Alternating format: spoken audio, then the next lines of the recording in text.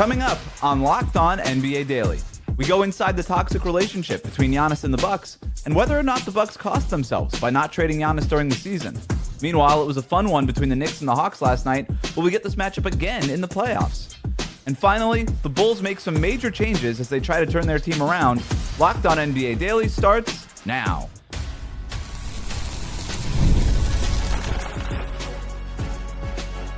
You are Locked On NBA, your daily NBA podcast. Part of the Locked On Podcast Network, your team every day.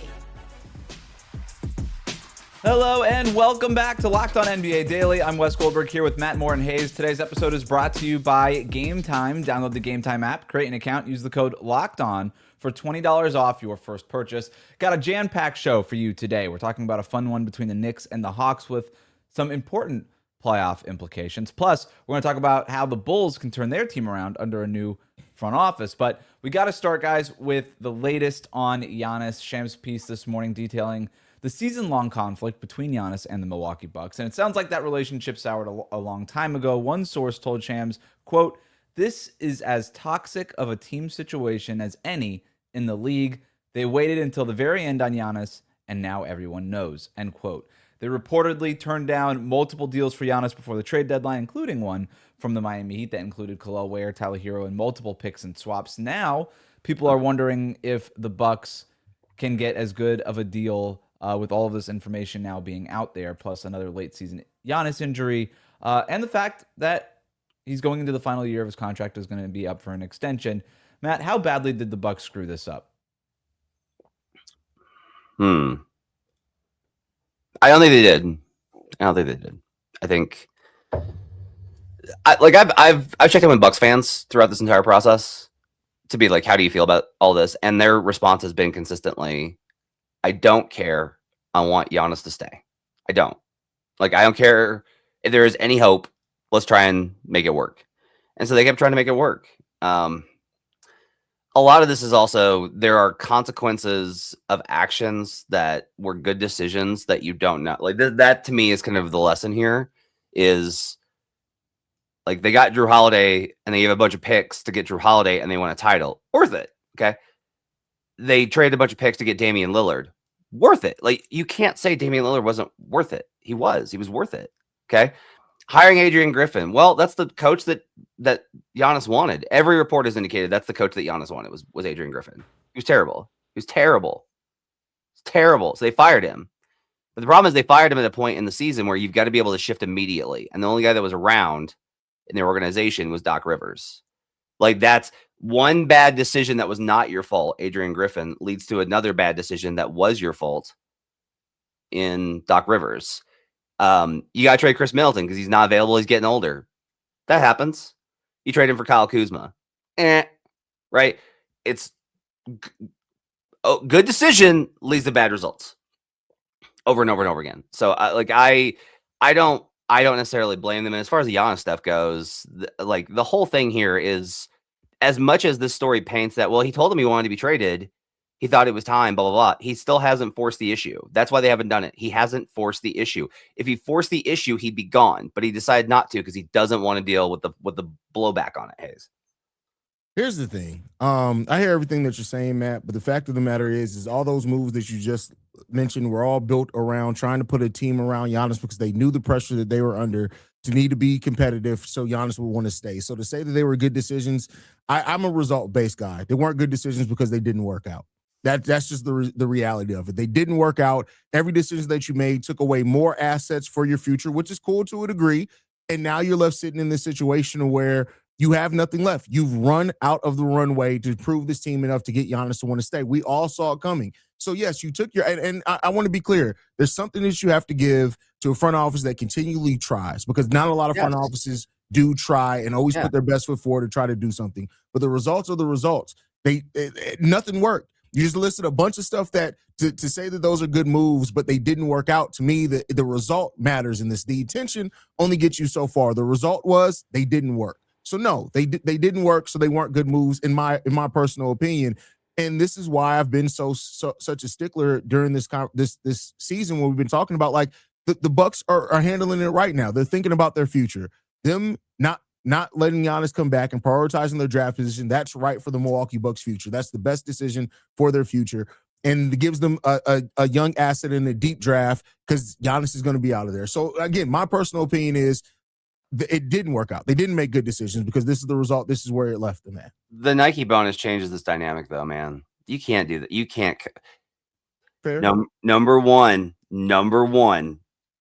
you in the league between players, coaches, front office, you can't F with the money. It's the number one rule. Like, yeah, messing with I the want money to is jump in avoid. just to explain what Matt is referring to there. In this Shams report, it said that multiple sources said that the decision to sit Giannis cost him significant bonus money with his Nike endorsement contract. Had he played at least 41 games, he's going to come up short of that. So to Matt's point, like, I saw that in my eyes when just like, whoa. I was like, that, to your point, Matt, that seemed like a little bit of a kind of middle finger on the way out the door kind of thing to Giannis, maybe. No, maybe the Heat would do something like that, but not the Bucks. I think that, like, I think it's genuinely just like, look, we have to. Yeah, their argument here is going to be like, look, we wanted you to scrimmage to test to make sure that you were healthy enough to play, and you just declined to participate. So we have a process to get you back on the court, and you declined to do it. So what are we supposed to do? Because if you go in there and you're not ready, and we could have known that you were not ready, and we let you play, and then you suffer an injury, and now we're stuck together for another year because you're out. Like, that whole dynamic is complicated, but like ultimately, like that to me, like, just he wanted to play because he wanted to hit 41 because of the money. That's a whole other deal. You can't mess with the money, man. I kind of want to reframe the conversation here now, because one of the reasons that was out there as to why you would not trade Giannis before the deadline is that there'll be better offers this summer, potentially. But that was before a lot of this stuff. That was before a lot of this reporting. It was before another big injury to Giannis later in the season. And if you're a rival team now, you could look at Giannis on the other side of 31 years old now and say, well, it's a lot of injuries. He hasn't really been able to finish a season in a while. The Bucks haven't made out of the first round of the playoffs since 2022.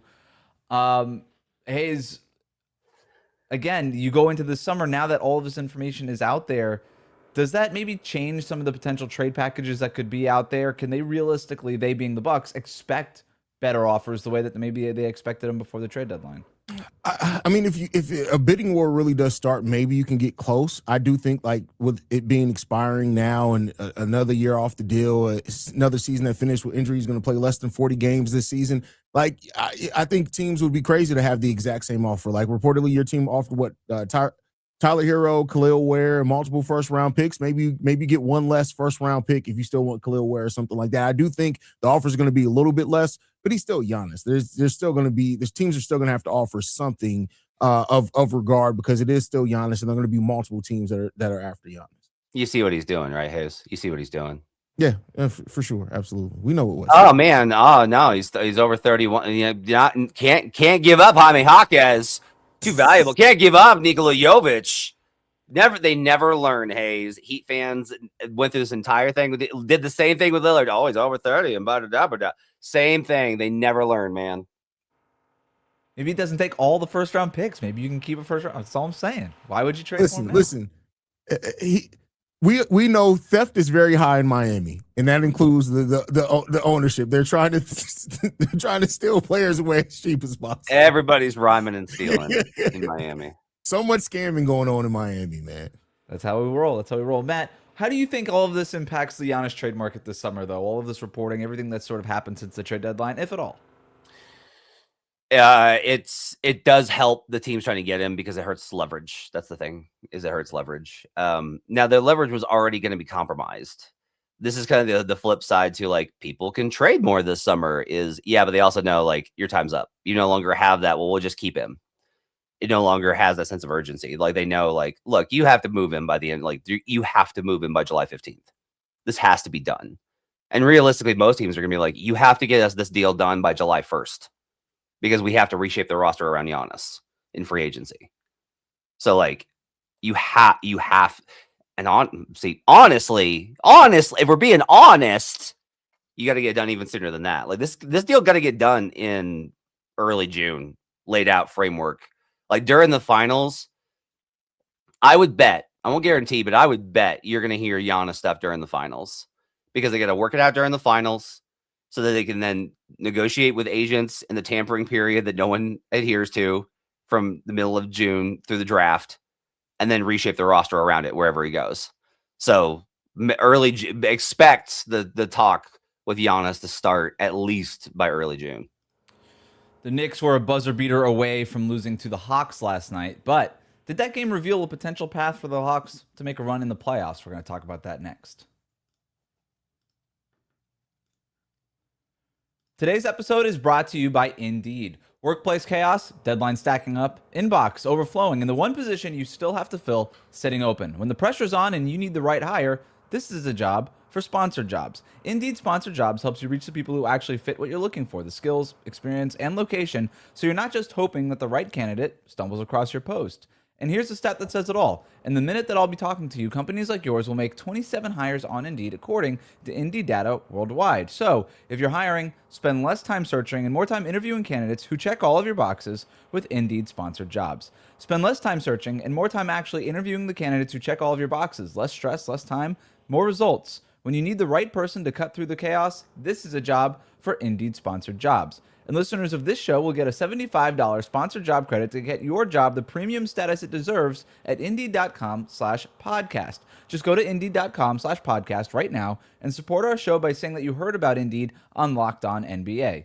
Indeed.com/podcast. Terms and conditions apply. Need to hire? This is a job for Indeed Sponsored Jobs. Today's episode is brought to you by Wayfair. Wayday is here, and if you've been thinking about upgrading your space, this is the time to do it. We're talking about some of the best deals of the year on furniture, decor, outdoor essentials, everything you need to refresh your home. During Wayday, Wayfair is offering up to 80% off with fast and free shipping on everything, making it easy to find pieces that fit your style and your budget. It's super easy to filter by style, size, and price, so you're not wasting time scrolling. The reviews and photos help you feel confident in what you're getting, and Wayfair verified products are vetted by specialists, so you know that you're getting quality. Whether it's upgrading a room, adding outdoor pieces, or just finding something that ties your space together, it makes the whole process simple from start to finish. Wayday is the sale to shop the best deals in home. We're talking about 80% off with fast and free shipping on everything. Head to wayfair.com April 25th through April 27th to shop Wayday. That's Wayfair, WAYFAIR.com. Wayfair, every style, every home. Thanks again for making Locked On NBA Daily your first listen. The best way to support the show is to subscribe on YouTube. We air Monday to Friday at 1 p.m. Eastern, wherever you get your podcasts.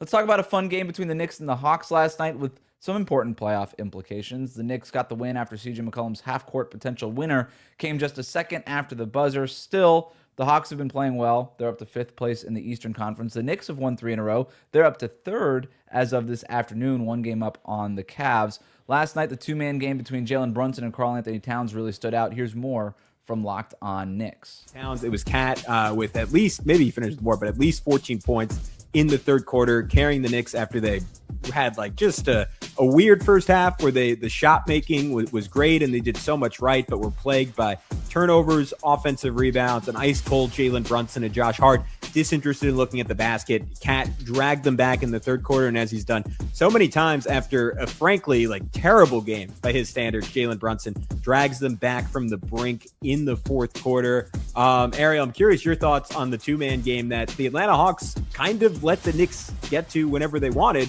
because they guarded Cat traditionally, somewhat inexplicably, relative to how pretty much every other good team in the league guards him, maybe just saving some stuff for the playoffs, but that certainly caught my eye. Yeah, it really stood out to me. Whenever teams, the first thing when a game starts is I look at who is guarding Cat, and on the vice versa, who's Cat guarding.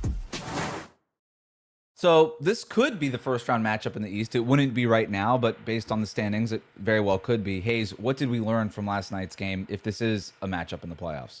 That it's going to be a fun one. I think is what this would be a fun matchup in the playoffs. These are two teams that I think are more evenly matched than maybe I even gave them credit for. I think it'll turn into a fun series. But, you know, playoff series can be so different than end-of-season, regular season games that I'm not going to say like I take a whole lot away from it. But I just think when you look at Jalen Johnson and the matchups that he could have against this New York Knicks team, I think this would be a very entertaining playoff series.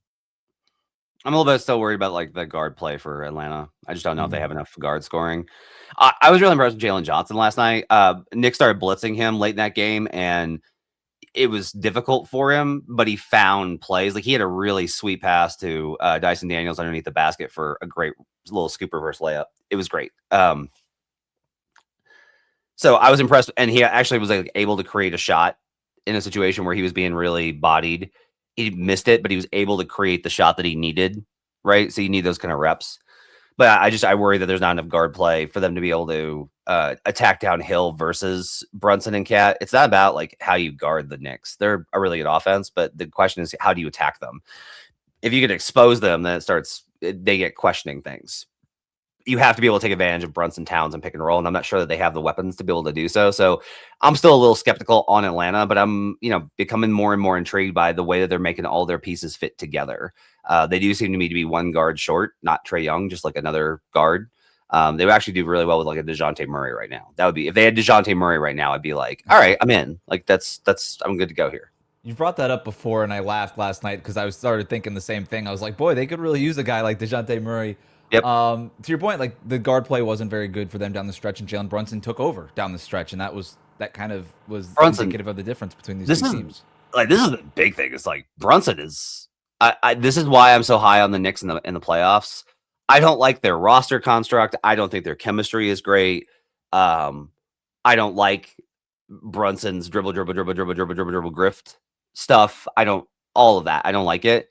Their ceiling or their floor is so high, man. Like I just feel like they play at such an established level, and down the stretch, like Brunson's going to get to a spot, and he's either going to score or you're going to foul him, and that consistency, I think, is really important. It's why when I keep looking at the Eastern Conference, and even as well as the Celtics have played, I just keep coming back to, man, I think the Knicks are going to the finals. Really? Yeah, I love Jalen Brunson too. Like Jalen Brunson gets into that zone where he plays at an MVP caliber level, and he sustains it for a while. But I don't know if I'm ready to say that yet. But ask me again after the first round of the playoffs. Well, in the first round of the playoffs, right now, the Knicks would play the Raptors in the 3-6 matchup. Like I said, the Knicks are a game up on Cleveland for that 3 seed. So, Haize, when you look at that, it's Knicks-Raptors. I think we all feel pretty good about the Knicks in that scenario versus a Hawks team where this game did come down to the very end. The Hawks missed some makeable shots, as Matt was detailing before. I mean, Haize, when you look at the difference between the 3 seed and the 4 seed, are we talking about maybe the most important race left in terms of playoff seedings here? It could be, because it's a lot easier of a path. Go ahead, man. No, you go ahead. No, I'm done. Go ahead. This is why I'm like a little worried. Like, are we going to get a tank off here between the Cavs and the Knicks? Cavs clinched top 4 last night. They can't fall further. Yeah. If you're looking at, we get Detroit with Cade coming off of a collapsed lung, which, by the way, he's doubtful, said it wasn't going to be a big deal. Like, you look at Detroit, the inexperience, and they can't shoot, all the expectations after such a great season, or you have to face Missoula's psychotic backside and that team with Tatum back looking like he is. Like, Wes, we might have a tank off here for 3-4. Well, it's interesting, right? Because the second round matchup is obviously preferred, probably, right? Mm-hmm. I guess you'd have to ask those teams, but I would assume. But the first round matchup, you'd rather have the 3 seed, because then you get Toronto in the first round as opposed to this Hawks team that looks pretty good. What, I would not be surprised if the Atlanta Hawks take down the Cleveland Cavaliers. I wouldn't predict it, but I would not. That's not an easy series for the Cleveland Cavaliers, I don't think. Yeah, but if your goal is to win a championship and you're looking at this and you're like, man, we could make the conference finals and make Cleveland and Boston play each other. This is kind of thing is that Cleveland, going into the year, we thought it was Cleveland, New York, and then also we didn't think Boston was going to be there. We didn't know who that third team was going to be. Turns out it's Detroit and Boston are both there. But like, there's gonna be a little bit of, no, you two can deal with each other. Like Cleveland right now is like, we're good. We're good. We're happy to play the Pistons in the second round. That's totally fine. Knicks and Celtics, you guys go ahead. We're good here down in the 4. The other part of this too is that by the second round, Cade is probably going to be back. I mean, he's already starting to be upgraded on the injury report, upgraded to doubtful. I mean, he's probably not going to be playing, but he's starting to trend in the right direction. I bet he plays by the end of the week. Probably, right? And then so you get a little bit of a ramp up there. I understand even with Cade, a lot of teams might look at the Pistons as the lesser of these evils, but that Pistons team is good. I think that's very matchup dependent. And if you're the Knicks, I don't think you want to play the Pistons. If you're the Knicks, you might actually say, we felt pretty good about how we played against Boston last year. It's tough, man. Like for as much grief as the Eastern Conference gets, Detroit's really good, Boston's really good, the Knicks really good, the Cavs are pretty good. The Hawks are the hottest team in the Eastern Conference right now. And then like I'm gonna look downrange. I can't get over how much when you look at the last 50 games, how good the Hornets are. There are dangerous teams down there, and then there's also the Heat and the Magic. Charlotte up to 8 right now, and they could climb even further. I mean, even the 6th seed is not out of the range of possibility for Charlotte in this final week of the season. Meanwhile, the Chicago Bulls made some major changes to their front office yesterday as they try to turn the team around. We're going to ask Haize, what's the biggest question facing the Bulls' next general manager? It's coming up next. Today's episode is brought to you by Game Time. There's nothing like being in an NBA arena, the crowd, the energy, the moment. Getting tickets, though, that part hasn't always been so simple. That's why Game Time has become the go-to app for scoring tickets fast without the hassle. It puts the advantage back where it belongs, with the fans. I pulled up the Game Time app, picked an upcoming NBA game. I had tickets locked in within minutes. I loved seeing the all-in price up front, which meant no surprise fees at checkout. What you see is what you pay, and you're also able to see the view from your seat before you buy, making your decision easy. Zone deals stand out. You choose a section, Game Times picks the seats, and you save money. They also have great last-minute options, too, with NBA tickets showing up at solid prices right till tip-off.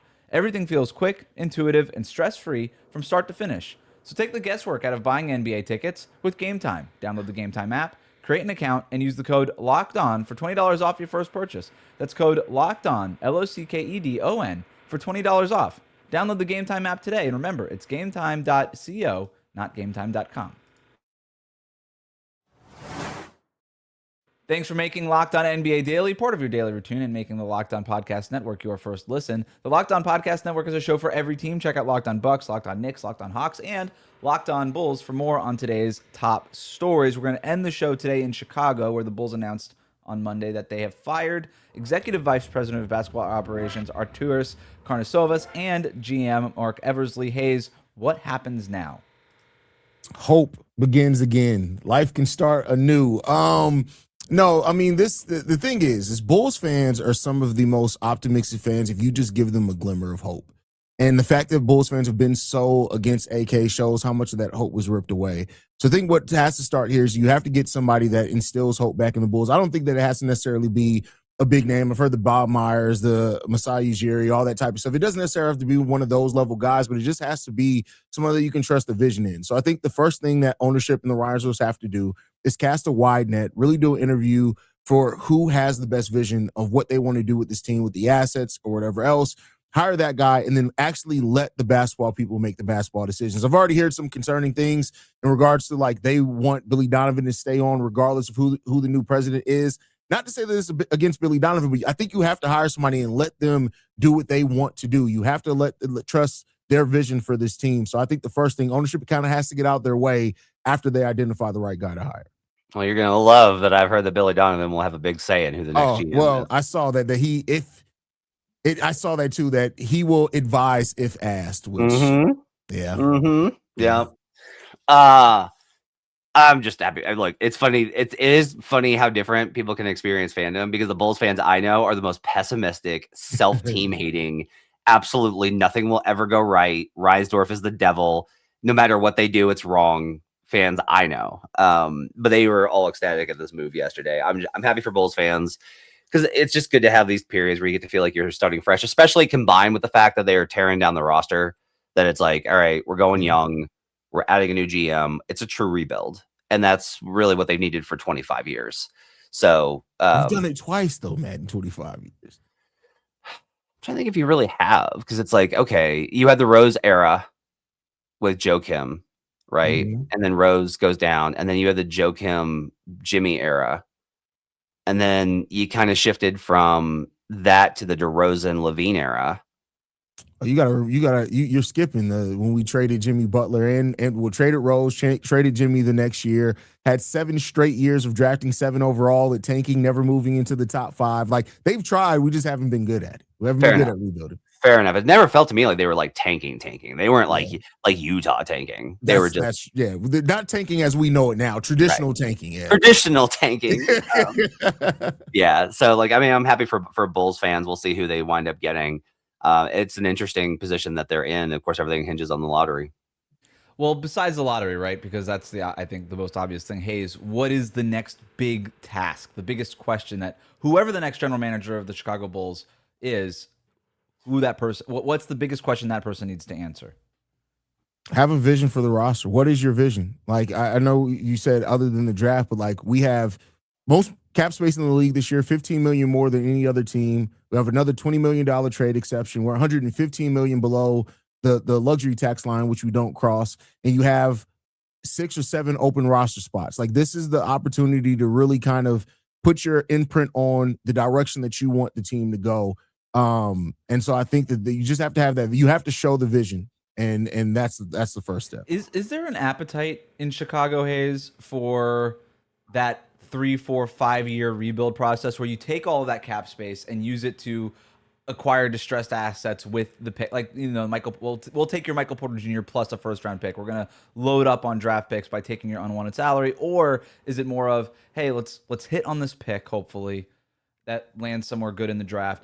And is the appetite in Chicago more of, let's rebuild quickly here?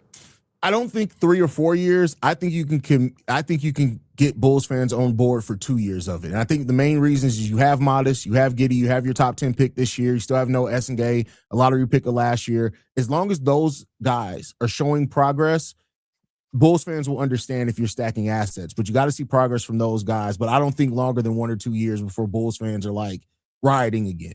Yeah, I mean, I would go the other direction though. I would be much more aggressive. Like I would canvass the market for what you can get for Giddey.